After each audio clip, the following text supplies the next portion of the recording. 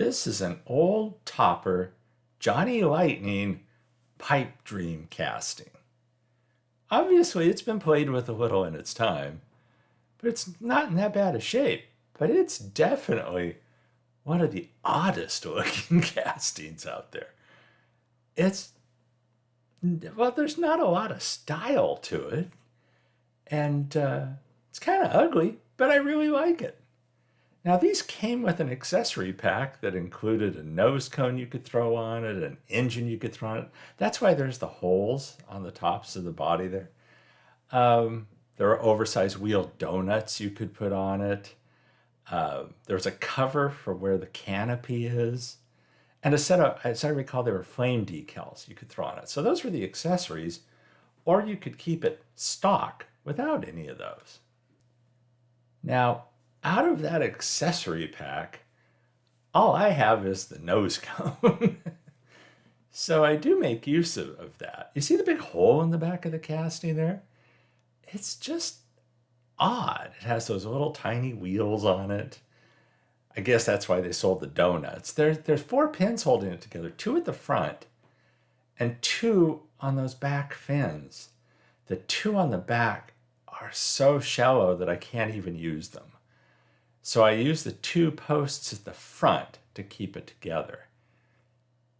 And fortunately, that glass, look how much glass there is to it, even though that tiny small amount pokes up through the top. There's just a lot of glass there. There's no interior. Yeah, it's just a trippy little casting. And I just love this thing for some reason. Well, there you see the black nose cone, original nose cone I have. That's an applesauce jar. I glued that thing down to the bottom of the applesauce jar, and I took some rubber mold, poured it in there, and then I used a resin, acrylic resin as I recall, poured it after the mold was made, and made another nose cone. So I wanted to see how casting would work. I bought a little kit off Amazon, I've had it for a while. Finally used it and finally did something productive with it. I tried to cast something once before and it went horribly wrong. So this went pretty well. So I do end up using that clear one. It just presses into the body too, just like the original. And there you see it on, after I had stripped the paint off the casting, there you see how it just presses in. So that's kind of cool. I think I'd stripped the paint off at that point. Maybe I hadn't. But pop the wheels off of it. And they kind of come off like Hot Wheels bearing wheels. They just push on. Slid them off through the base in 50-50 lime away in water. This is sped up. And you don't get to see a lot of bubbling here, but I thought you might enjoy it. I wasn't sure if I was going to polish up the base at this point or what I was going to do. I knew the color I was going to paint it. I just didn't know what I was going to do with the base of the casting. So I drilled and tapped the front 2 posts. And I needed to have a good bond because, like I said before, I can't use those back posts because there's like no way to drill them. I didn't like the big hole in the back. So I decided, even though there's a gap even slightly on the top half, I decided I was going to fill the bottom half. And yeah, I'm doing the JB Weld trick. Tape it from the outside, fill it from the inside. I also made a small curtain with tape to cover between the back wheels because a lot of that's going to be open with what I have planned for this. So I do end up coating one side of that as well with JB Weld. And you see that here as I'm doing it. But what I do in this case, once the JB Weld sets up and dries overnight, I peel that tape off, and I also peel the tape off on that curtain. And there's a Gaslands build I did recently, and I believe another one coming up, where I actually just coat both sides of paper or tape that I put there with JB Weld and let that firm up. I believe I did that on the Gasland style VW. Howard the Hate Bug on the back, where I just coat it with the JB Weld and leave it. In this case, I peeled the tape off and just had the JB Weld curtain there on its own. Here you see I did fill in the holes on the top of the casting because, like I said, I don't have those accessory pieces, so I don't have that engine. The engine wraps over the top, the accessory engine, and drops into those two holes, or two or three holes near the front that hold it in place. And, or maybe four. I don't have the original accessory. And there's that weird little roof canopy accessory for the back half that I don't have as well. So I fill in those holes, and I do try and fill in that hole in the back of the base, and again, make that curtain between the back wheels. What's nice about this is without any interior, you don't have to worry about it fitting with the other stuff. So again, after the JB Weld set up overnight, and there you see the back half filled in. This is after I've peeled the tape off, obviously. I do need to sand the heck out of it to smooth it out. And I don't recall if I show it on camera or not, but I do put a little finishing putty over it. Ah, Muscle Machines. Yep, I'm stealing Muscle Machines wheels.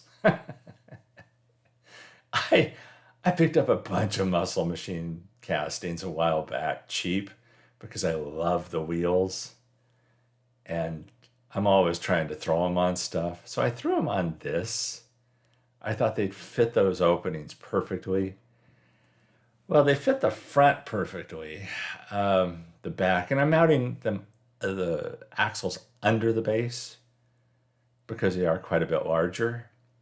I do end up having to make the back wheel wells slightly larger. And you might be able to see the need for that right there. Even with the axle on the base, it's going to be close. And it really was very close. But I did end up taking a Dremel tool with a sanding wheel, and or a sanding drum, and made those larger. I did have to make the back axles larger, or longer, excuse me, and I had to make the front axle shorter. Fortunately, this muscle machine wheel set, I was able to pop the inner part of the wheels off. I've run into both kinds. Ones that were just solid, and you couldn't take the wheels apart. I don't know if those were older muscle machines or newer muscle machines, but I've run into that. These, you could take that inner pancake off, put a new axle in, put a longer axle, shorter axle, whatever you wanted to do, and then as you see I crimp it, and then you just put the outer wheel back on. The design of the outer wheel has that chrome piece you see there, and the inner part really is just like a little pancake that fits in there. It's kind of a pain in the butt to get it on the tires. I thought about soaking those tires in hot water to make them a little more pliable. I didn't do that. Probably should have. Maybe used a hot air blower to soften them up a little. Didn't do that. But I got them on there. It's one of those things when you start doing it, you kind of hate to stop. It's like, okay, I'll make this work. And so got those on there. Axle was the right size. This is obviously sped up. And obviously, you're not hearing the explicatives deleted as I'm working on it. But yeah, so that's looking good. You know, I'm mounting again those axles on the bottom. I'm not using axle tubes or anything like that. You'll see what I do here in a second. But you see, the clearance with the body at the top wasn't bad. It was just the width of the wheel well.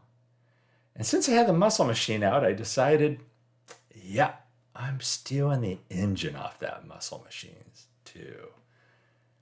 So ran a piece of tape over the top of the casting, figured out the size I wanted to make the hole in the top, drill out the four corners, as you see here, as you kind of see here. But I'm just making holes big enough so that I can fit the blade of the jeweler saw inside of it. And here's the key for me to using a jeweler saw: beeswax. Funky over at Scale Street Garage told me about this years ago, and it's quite possibly some of the best advice I've received on working on little cars, because it has just saved me so many times. And as you'll see, and I do show the whole thing here because I was quite pleased with myself, I made the entire cut of this engine section with the one blade. And the blade's still intact. It didn't break at all, making the 4 straight cuts, from one hole to the next. I kept hitting it with beeswax. Every time I got to the next hole, hit it with beeswax. Let the weight of the saw, these are things Funky told me, and they were like all so true. Let the weight of the saw be the pressure. You don't pressure it. You just basically move that thing back and forth. Let the weight of the saw, and there's not much weight there, but let the weight of the saw do the work. And just keep hitting it with the beeswax. And as you see, the first 2 cuts have gone extremely well. I'm on the 3rd cut here. And, I know from experience that there's nothing more frustrating than when the blade breaks or keeps breaking, that kind of thing. So it really taught me to listen to what he said and just be patient. And the beeswax really works. It really does. And I think it was like $5 for the beeswax when I got it years ago. And there's more beeswax there that I'm going to use in my lifetime. It's not that much. There you see the piece that just dropped out. And now undo the blade to get it out of the casting, hook it back up for the next time. And now I just need to file that opening.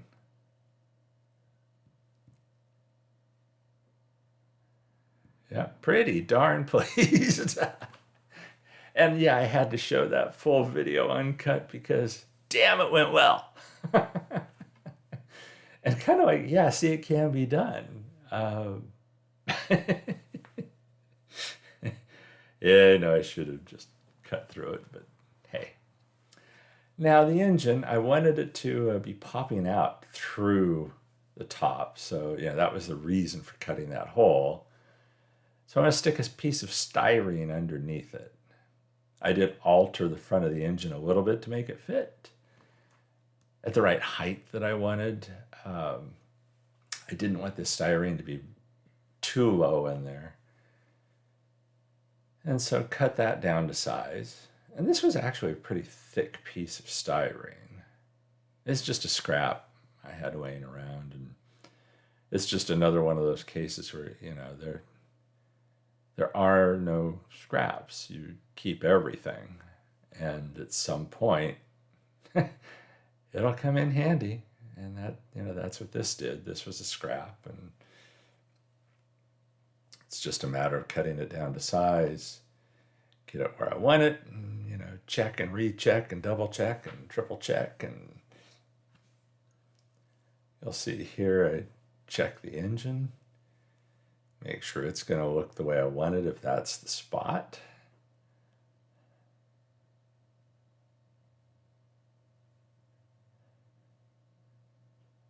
This engine, it actually looks, at least in my opinion, a lot more aggressive than the accessory pack engine. It looks kind of goofy. I threw CA glue on this to keep it in place. And it's good to go.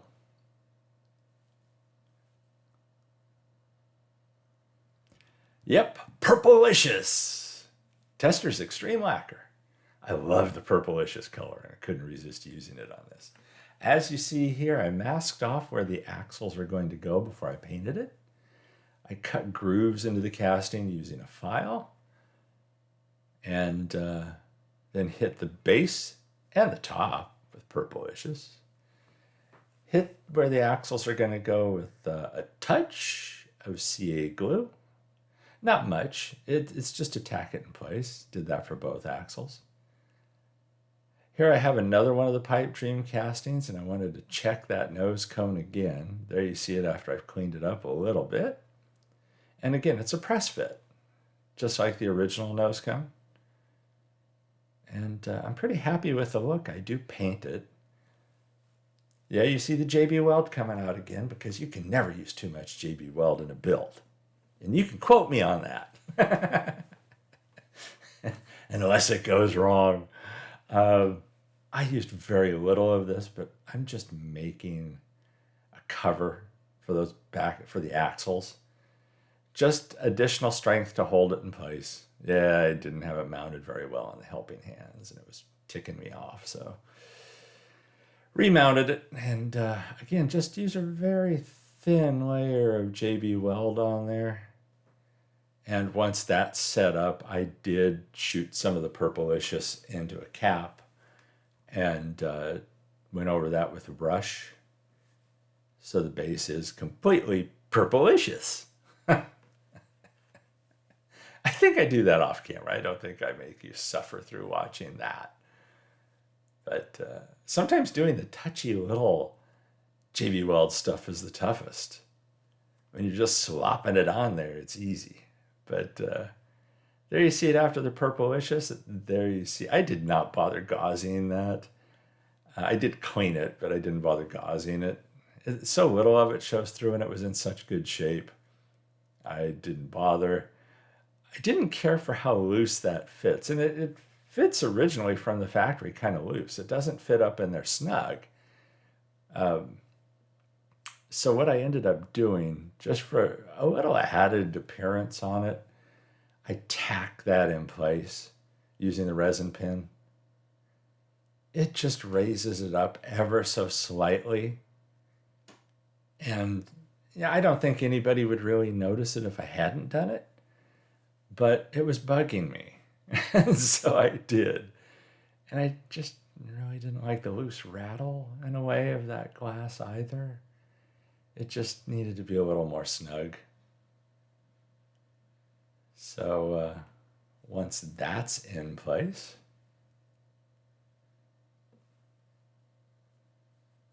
it's pretty much almost good to go.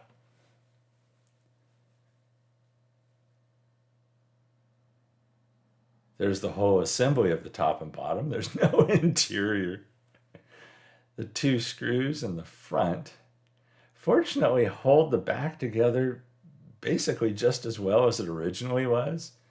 If you look at the original turntable shot, you see how the US passenger side, right side of the vehicle rear fin is a little bent. There's like a little gap in the original casting.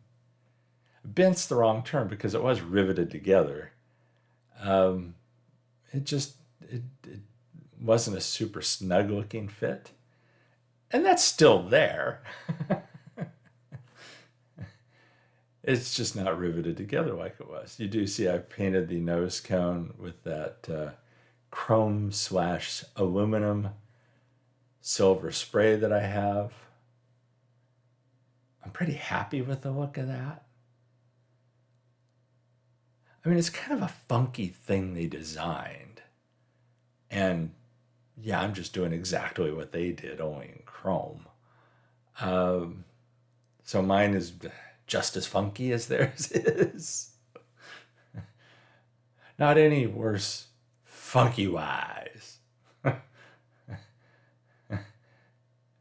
And then I just CA glued the engine in place. Thinking about it later, I could have used a hole that's in the bottom of that engine, and like they did on the muscle machine, just drilled a hole in that piece I put in there, but I didn't bother. I CA glued it in place. So there you see where we started. Those little wheels are pathetic. You see the holes in the body, that weird big hole in the back. Now, see that little gap there on the fin behind the rear wheel? That's riveted together, and that's the fit. So, yeah. So that's where we started. It's definitely a bizarre casting. Here's where we ended up. I do like this a little bit better. I hope you enjoyed this build. I sure did. I had a lot of fun doing it. As you saw during the video, I do have others of this casting, so I'm going to be messing around with these some more. I doubt that I'll do a straight restoration on any of them because it's just a funky looking thing. If I had the full accessory pack, I might. But unless I can find that somewhere relatively cheap, I'm probably just going to customize them all. So again, I hope you've enjoyed this build. Thanks for watching. There's some glamour shots coming up. Everybody, thanks for watching these videos. Stay safe and healthy out there. And have fun with this stuff, people. That's what it's all about. Catch you in the next one.